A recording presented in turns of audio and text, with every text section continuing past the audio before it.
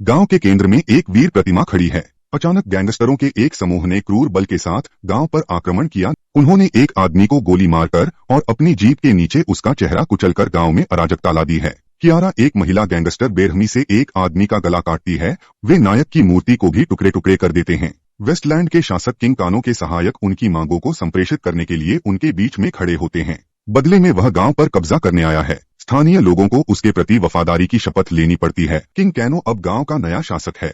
QI नाम के एक बूढ़े व्यक्ति के लिए दृश्य बदल जाता है, जो एक दुःस्वप्न से जागता है। वह अपने ठेले पर अपना सामान बेचने के लिए पास के गांव में जाता है, लेकिन उसका सामना किंग कैनो के समर्थकों से होता है, जो उसे डराने की कोशिश करते हैं। हालांकि उसके जवाब नहीं देने पर समर्थक भड़क गए और उसकी पिटाई कर दी। हमला किए जाने के बावजूद क्यूआई निष्क्रिय रहता है और वापस नहीं लड़ता या कुछ भी नहीं कहता। उन्होंने उसे पीछे छोड़ दिया और दूसरे गांव में यह देखने के लिए प्रवेश किया कि क्या यह ब्लैक ड्रैगन साम्राज्य के अधीन रहने लायक है। जब दुकानदार ने पैसे मांगे, काबेल ने उसे जोर से मारा और सोचा कि यह गांव एक आसान लक्ष्य है।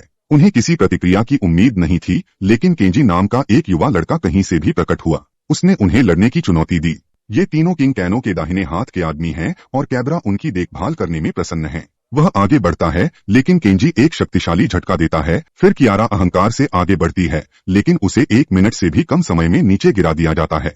उन्होंने कुछ ही सेकंड में उन्हें निष्क्रिय कर दिया। वे उसे धमकी देते हुए कहते हैं कि राजा कानो भी उसे नहीं बख्शेंगे। अगले दृश्य में किंग कैनो अपने 2 लड़ाकों के बीच लड़ाई का आनंद ले रहा है। ट्रेमर नामक एक शक्तिशाली सेनानी का परिचय देता है, जो अपनी प्रसिद्धि और अपने राज्य की सीमाओं का विस्तार करने के लिए तैयार है। केंजी टैटू को देखता है और क्यूआई के बारे में पूछता है। वह सोचता है कि क्यूआई किंवदंती के महान शिष्यों में से एक है और वह अब तक का सबसे मजबूत सेनानी बनने के लिए उसके साथ प्रशिक्षण लेना चाहता है। इस बीच रेन किंग कैनो के शक्तिशाली मुक्कों को याद करता है और लड़ाई के लिए उकसाता है। क्यों मैं लड़ने से इनकार करता हूं और किसी भी संघर्ष से बचने के लिए घुटने टेक देता हूं। ट्रेमर का हमला जारी है और क्यूआई अभी भी वापस नहीं लड़ रहा है। केंजी आते हैं और ट्रेमर को लड़ाई के लिए चुनौती देते हैं, लेकिन ट्रेमर एक विशाल और शक्तिशाली प्राणी है। केंजी का खून बह रहा है और वापस लड़ने में असमर्थ है। ट्रेमर ने उसके चेहरे पर हाथ फेरा माफी की मांग की या उसे मौके पर ही जान से मारने की धमकी दी। वह घातक प्रहार करने की तैयारी करता है। सौभाग्य से किंग कैनो का सहायक हस्तक्षेप करता है और ट्रेमर को केंजी को मारने से रोकता है। केंजी घायल हो गया है, दर्द में रो रहा है और उठने के लिए संघर्ष कर रहा है। इसके अलावा वह एक अनोखे जादुई हथियार का खुलासा करता है, जो इन शक्तियों का मुकाबला कर सकता है। यह हथियार बेहद खतरनाक जगह पर स्थित है, लेकिन यह जोखिम के लायक है। केंजी किसी भी कीमत पर हथियार हासिल करने के लिए दृढ़ संकल्पित हैं, भले ही इसके लिए उन्हें कष्टदायी दर्द सहना पड़े। उसकी करारी हार के बाद सहायक उसे खतरे से भरे तहखाने में एक निषिद्ध स्थान पर ले जाता है। तहखाने में एक प्राचीन भाषा में रहस्यमय चिन्ह है। शिलालेखों में लिखा है कि ताकाहाशी की शक्ति आत्माओं की शक्ति के भीतर प्रफुल्लित होती है। केंजी को पता चलता है कि ये उसके पूर्वजों के शब्द हैं। वह शिलालेख को खोलने की कोशिश करता है, लेकिन पता चलता है कि यह काला जादू का एक रूप है। प्रकाश की तीव्रता इतनी सघन होती है कि वह केंजी को अंधा कर देता है। इस बीच सहायक सभी शैतान आत्माओं को कुएं से अपने शरीर में समाहित कर लेता है, जिससे वह एक मजबूत और युवा दिखने वाले नारकीय रूप में बदल जाता है। उसका लक्ष्य कुएं को खोलना और शैतान की आत्माओं को अपने लिए समाहित करना है। उसका केंजी की मदद करने का कोई इरादा नहीं है और उसे जिंदा कुएं में फेंक देता है।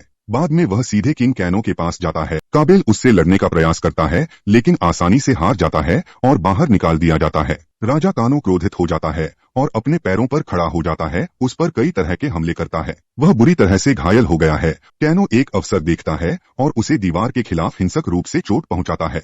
दृश्य क्यूआई में स्थानांतरित हो जाता है, जो केंजी को पास में पड़े हुए दर्द से कराहते और हांफते हुए पाता है। वह केंजी को अपने घर ले जाता है, उसकी घायल आंखों का इलाज करता है और उसके घावों की देखभाल करता है। केंजी अब ठीक हो गए हैं, लेकिन उनकी आंखों की रोशनी अभी तक वापस नहीं आई है। क्यूट उसे कानो के खिलाफ आगामी लड़ाई के लिए अपने एथलेटिक कौशल में सुधार करने के लिए प्रशिक्षित कर रहा है। समय के साथ वह काफी सुधार करता है और एक अच्छी तरह से प्रशिक्षित सेनानी बन जाता है। एक दिन शक्तिवर्धक सूप पीने के बाद केंजी उससे उसके इतिहास के बारे में पूछते हैं और पूछते हैं कि वह हमेशा राजा कहन के सामने घुटने क्यों टेकता है। काई का दावा है कि डार्क ड्रैगन के गांव पर हमला करने और कई लोगों को मारने से पहले वह एक बार कबीले के बेहतरीन लड़ाकों में से एक था। हालांकि उसने नियंत्रण खो दिया। उसने अपनी शक्ति का उपयोग बुराई के लिए किया, हर जगह विनाश का कारण बना। उसने बर्फ का तूफान बनाया जिसने निर्दोष लोगों सहित सब कुछ नष्ट कर दिया। अपराध बोध से अभिभूत काई ने फिर कभी अपनी शक्तियों का उपयोग न करने की कसम खाई, क्योंकि वह जानता था कि वह नियंत्रण खो देगा। एक दिन को उन्होंने पास में उठते हुए धुएं को देखा। किंग कैनो ने एक और गांव पर कब्जा कर लिया है। एक बूढ़ा व्यक्ति घुटने टेकने से इनकार करता है और खड़े मरना चुनता है। किंग कैनो ने उसे गोली मार दी और मार डाला। किंग कैनो अपने समय का सबसे क्रूर व्यक्ति है। केंजी जरूरतमंदों की मदद करना चाहता है, लेकिन क्यूट उसे रोकता है। वे लड़ते हैं, लेकिन केंजी और क्यूट अंततः हार जाते हैं। इस झटके के बावजूद उसका मनोबल ऊंचा है और उसने किसी भी कीमत पर किंग कैनो को हराने का फैसला किया है। केंजी छत से चुपके से किंग कानो के निवास में प्रवेश करता है। वह शुरू में किंग कानो के 2 गार्डों को मारता है और फिर उनके कमरे में कूद जाता है। किंग कैनो ने उनमें से एक को केंजी पर हमला करने का आदेश दिया, लेकिन वह एक प्रशिक्षित योद्धा था। अपनी चालाकी और बहादुरी का इस्तेमाल करते हुए केंजी अपने हमलावरों से लड़ता है। किंग कैनो का तुरुप का पत्ता ट्रेमर अंत में सामने आ गया है। यह केंजी पर जलती हुई चट्टानों की बौछार का कारण बनता है। हमले के बावजूद केंजी जीवित रहने का प्रबंधन करता है। उसी समय रिका भी मैदान में प्रवेश करती है। केंजी को रिका से लड़ने में मुश्किल हो रही है। वह एक शक्तिशाली हमले के साथ उसकी पिटाई करती है, लेकिन किंग कांग हस्तक्षेप करता है और लड़के के साहस की प्रशंसा करता है। इस बीच कोई केंजी की स्थिति से वाकिफ है और उसे पीड़ित देखना सहन नहीं कर सकता। यह व्यक्ति अपने पालतू जानवरों को मुक्त करता है और अपने घर के चारों ओर आग लगा देता है। किंग कैनो के अपमान को सहने के बावजूद केंजी ने आत्मसमर्पण करने से इनकार कर दिया और गर्व और सम्माननीय बने रहे।